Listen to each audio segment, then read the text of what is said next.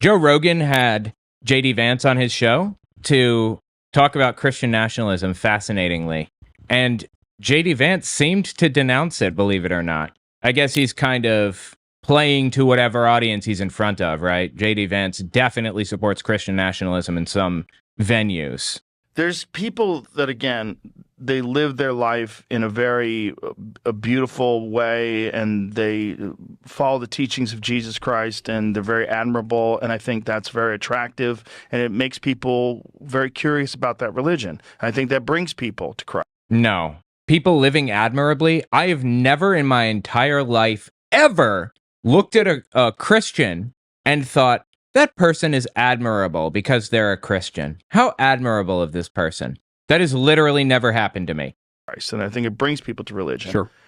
But then there's people like, did you read that report that came from at the start of the Iran war, where there was a guy who was an officer, non-commissioned officer, who was at a briefing, and this guy came in as explaining to them that they didn't need to be afraid because this war was important because Trump had been anointed by Jesus Christ to bring about his return. Yeah, I covered this when it happened. It was immediately after the Iran war started, and a whole bunch of people across the military, officers, battalion leaders, majors, and generals all across the board went to their squads and their battalions and everybody all the way down the line and said, the Iran war is the start of Armageddon. We are starting Armageddon. We are sparking it, effectively, is what they said. And like tons and tons of people reported to the military version of the Freedom from Religion Foundation. I don't remember what it's called now. They reported this independently, like dozens and dozens of reports from higher ups in the military. The Trump administration, I don't know, there had to have been coordination there, right? Somebody very, very high up must have told generals and commanding officers to give this speech on the same exact day to all of their troops. What a fucking disturbing thing to do, to say, to hear. And the way Jesus is going to return is by bombing Iran. I did not see that report. Okay. Bullshit. That's not a report. That's the type of shit that somebody very high up over the military does. That sounds pretty far out there to me. This is the kind of right-wing thinking. So here it is. Military commander tells troops bombing Iran is part of God's divine plan. So we started getting calls in the wee hours of Saturday morning from people saying their commanders were just jubilant about this, trying to tell people, don't worry, it's all part of God's plan. They promised a 200-mile-long river that is 4.5 feet deep, filled with nothing but the blood that their weaponized version of Jesus will spill at the Battle of Armageddon, Weinstein said. What was the one? There was an article where the guy was explaining the actual quotes that the one officer was telling him. The one commander. Look at this fucking image on the right side here. Jesus standing next to Donald Trump in front of what is an F-35 fighter jet, a weapon of war. Jesus standing in front of a weapon of war, really. By the way, guys, check out my new shop, owenmorgan.com/shop. I have a bunch of really cool designs on there. Yeah, but it's not that. It was very specific. It was very specific what he said. I mean, for what it's worth, my attitude on this stuff is, I mean, he's about to give a canned response. Like, as a social media person, I know how this works.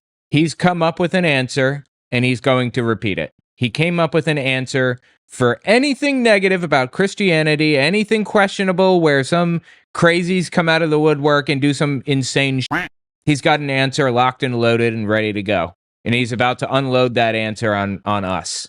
First of all, as a Christian, you sort of believe that everything is part of God's plan, even things that are ultimately very terrible. I mean, you kind of have to make a accommodation. Let me read the quote. I guess Rogan says, I don't want to fucking hear it. Give me a real answer. I can't believe Rogan is pushing against him like this. It's surprising. urged us to tell our troops that this was all part of God's divine plan, and he specifically referenced numerous citations out of the book of Revelations referring to Armageddon and the imminent return of Jesus Christ. He said that President Trump had been anointed by Jesus to light the signal fire in Iran to cause Armageddon and mark his return to earth. Okay. If I'm in that meeting, I'm like, hit the brakes. Hit the brakes. Why the is he laughing at this? Like, his administration is directly responsible for this. Why is this funny to JD Vance? I don't understand. What? That's where you need some of the psychedelics we talked about at the last Joe Rogan JD Vance conversation. What the does that even mean? I don't understand what the he's even saying right now. You need psychedelics? What? Help. That would definitely help. I mean, okay, my response to that, first of all, like, obviously, do I endorse that? No. Oh, is that obvious? No? That's obvious to everybody? Okay.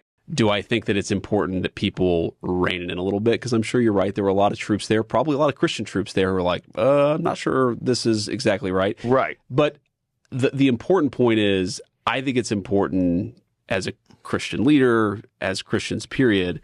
One of the things we have to do is just have humility in the face of God's plan. There's a lot that we don't understand. There's a lot that we don't get. What the does that mean? And I think especially on matters of war and peace, the approach that I try to take is you try to make the best decisions that you can. You hope that you're on God's side. You don't assume that God has taken your side. That's a very famous Abraham Lincoln quote. And that's the attitude that I take. So for that, That's the attitude you take, really? Interesting. What I would encourage that NCO to say is, you know what? God is in control. We don't know what's going to happen, but why don't you encourage him to say fucking nothing about religion, maybe? Because you've got people of all different religions in the military, and you have no place to be pushing people into one religious belief or another. You know what's disturbing about the military to me? The military is, by definition, and arguably by necessity, very cult-like. It operates like a cult, identical to a cult. High control, you don't have any control over your own life, your own experiences, your own whatever. Again, maybe that's necessary for the military, and it's not like a cult, in that when you leave the military, you're done. You have like a conscription time or whatever that, like, once your time runs up, you can leave and move on with your life and never think about it again if you don't want to, if you're lucky. And cults don't operate like that. But the things that the military does to people, it's intended to break them down and build them back up in their image. And that is exactly what cults do. They break people down and build them back up in the founder's image, in the person's image that they want them to be like. Break them down and build them back up in Joseph Smith's image, in Charles Taze Russell's image, in Ellen G. White's image, in Jim Jones or in Marshall Applewhite's image. That's how cults work. So anyway, the point is that every step that you take toward pushing religion on people in the military is abusing that position of vulnerability that those people are in. They aren't just emotionally vulnerable, they are emotionally yours. They belong to you as the leader of the country by design. So when you push religious shit on members of the military, it is fully an abuse of power and authority. You should be training them for one thing and one thing only. You should be making their own religious accommodations available to them if you would like, through a chaplain or whatever. But every time you push religion on troops, it's an abuse of power, an abuse of authority. And, these groups are out here setting out to push religion on troops because they know they're in an emotionally, trapped place in their mind. And they know if they get the military to be religious fanatics, and they can get them to do absolutely anything. They can transfer that loyalty from the Constitution to maybe the leader of the country, to maybe even the leader of this religious movement. Transfer loyalties and keep that cult programming. Save yourself some time. By the way, I'd appreciate it if you guys follow me on Patreon. You don't have to donate, but if you could just follow me there, it would mean a lot to me. With YouTube doing everything it does and the government going down the tubes and everything else. It would mean a lot if you supported my work, and that goes for other YouTubers as well. Let's pray and try to do as good of a job as we can, trusting in God. If I was speaking to a group of Christian troops, that's what I would say. But you're speaking to a group of troops. Sure. You don't know if they're Christian. You don't know. I mean, you're essentially letting these people know that you believe that Trump was anointed by Jesus to bomb Iran so that Jesus can come back So to just Earth. come back in a fire If I of was there, Armageddon. I'd be like, can I get the f*** out of here? Yeah, no, I hear you, How man. do I hear get you. out of the Look, military? yes, and So JD Vance is sick of hearing the bitching and now wants to give his rebuttal to shut down this line of questioning, I guess. that is the first that I have ever heard of this particular story. Bullshit. How But- have you not heard of this and Biden's 2 brain surgeries? Apparently, I live in a bunker, man. How do you not know about these things? that That's is crazy. wild. Okay, here's the other thing I'll say is having heard about this for the first time just now.